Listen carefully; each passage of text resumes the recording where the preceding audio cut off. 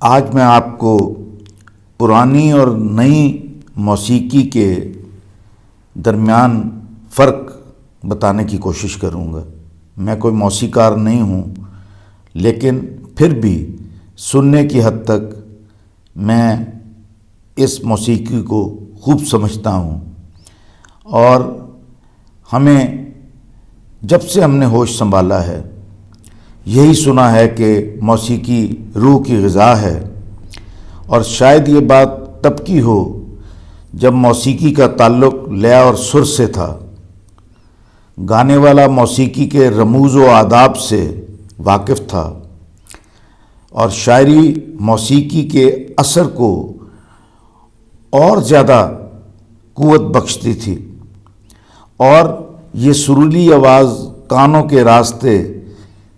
دل میں پھوار کی طرح دھیرے دھیرے اترتی تھی، اور اس سے روح سرشار ہو جاتی تھی۔ کہتے ہیں کہ راگ سے بجھے دیپ جل اٹھتے تھے، شیشے ٹوٹ جاتے تھے، لمبی تانوں سے پہاڑ پگھل جاتے تھے، اور الاپ لگانے سے بارش شروع ہو جاتی تھی۔ ہو سکتا ہے کہ یہ من گھڑت کہانیاں ہوں، لیکن اگلے وقت کی موسیقی میں اتنی برکت اور طاقت ضرور تھی کہ ان معجزوں پر یقین کرنے کو جی چاہتا ہے، چاہے وہ نہ بھی سچی ہوں۔ پرانی موسیقی کی قدر نئے دور میں اور بھی زیادہ محسوس ہو رہی ہے کہ اب سر اور لے سے بے نیاز گانے، اور گانے جن کے گانے والوں کے گلے کے سائلنسر نکلے ہوئے ہیں، اور وہ اپنی بینڈے جیسی آواز سے سر نکالنے کی کوشش کر رہے ہیں، اور وہ فخر محسوس کرتے ہیں کہ ان کے گانے کی بیک گراؤنڈ میں جو موسیقی ہو، وہ جیسے روڈ رولر کی آواز ہے، اس جیسی موسیقی ان کا بیک گراؤنڈ کا شور شو کرتا ہے، اور وہ اس کو فخریہ اس چیز کو بیان کرتے ہیں۔ اور نئی نسل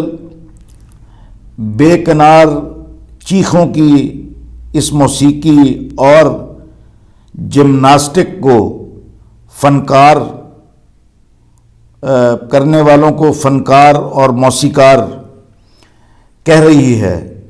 اور ڈھٹائی سے ہر گانے والا ہر مہینے ایک البم کا بم ہم پر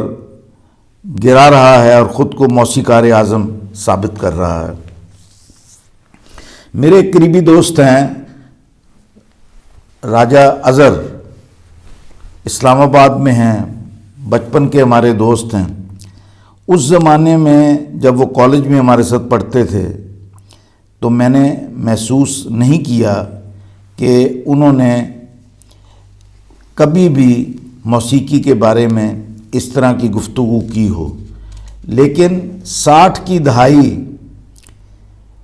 جب شروع ہوئی ان میں، تو ان میں نے یہ چینج دیکھا کہ وہ پرانے زمانے کے گانے چن چن کے وہ ہمیں بھیجتے ہیں، اور اس کے بعد وہ اس کے ساتھ یہ بتانے میں بہت فخر محسوس کرتے ہیں کہ اس کے شاعر کون ہیں، اس کے گلوکار کون ہیں، اور اس کے موسیقار کون ہیں، اور کن کن موسیقاروں نے مل کے کن کن گلوکاروں کو پروان چڑھایا ہے۔ تو بہت سی مدر دھنیں ہیں جس کا کہ ہم اگر گننا شروع کریں تو وہ ختم نہیں ہو سکتے۔ اب جیسا کہ آپ کو ہم نے پہلے بتایا کہ موسیقی کو روح کی غذا سمجھا جاتا ہے، تو غذا جو جسم کی غذا ہے اگر وہ متوازن نہ ہو تو جسم خراب ہونا شروع ہو جاتا ہے، اور اگر روح کی غذا کو اس کی صحیح غذا نہ ملے اور زبردستی یہ دھما چوکڑی اس روح کے اندر سرایت کی جائے اور پھر زبردستی ٹیوب کے ذریعے اس کو یہ غذا فراہم کی جائے، تو اس روح کا کیا حال ہوگا.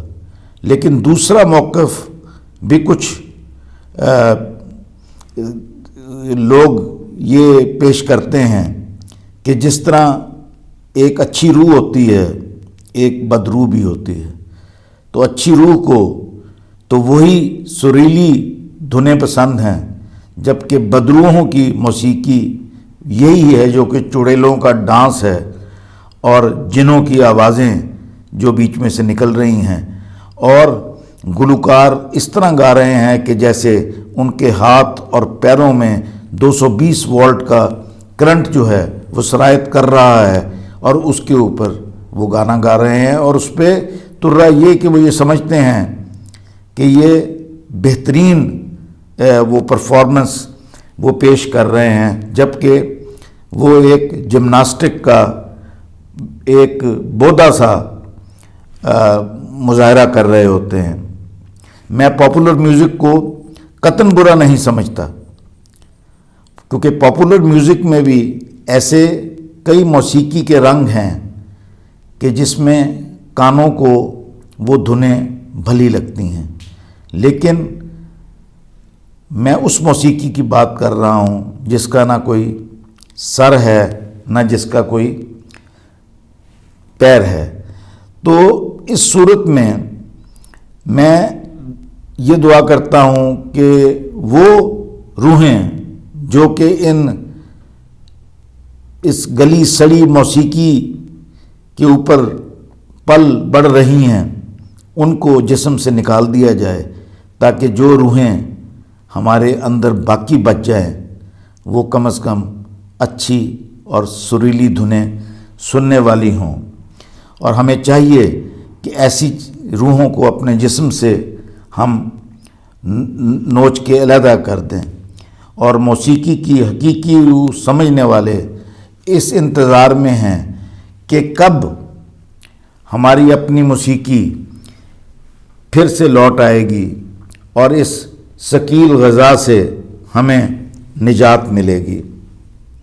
اور ہماری آنے والی نسل کی روحوں کو سکون اور سرشاری ملے گی. رقص ابلیس کی کیفیت سے دوچار کرنے والی موسیقی یہ کب ہم سے دور ہوگی. آئیے مل کر مدھر سروں اور سریلے گیتوں کی راہ دیکھیں، اور ساتھ ساتھ میں راجہ اظہر صاحب کو، جن کے لیے میں نے یہ گفتگو کرنے کی کوشش کی ہے، ان سے میری درخواست ہے کہ وہ اپنے اس قریبی دوست کو اپنی جو انہوں نے کلیکٹ کی ہوئی ہیں دھنیں، اس سے ہمیں بھی لطف اندوز ہونے کا موقع دیں. بہت شکریہ.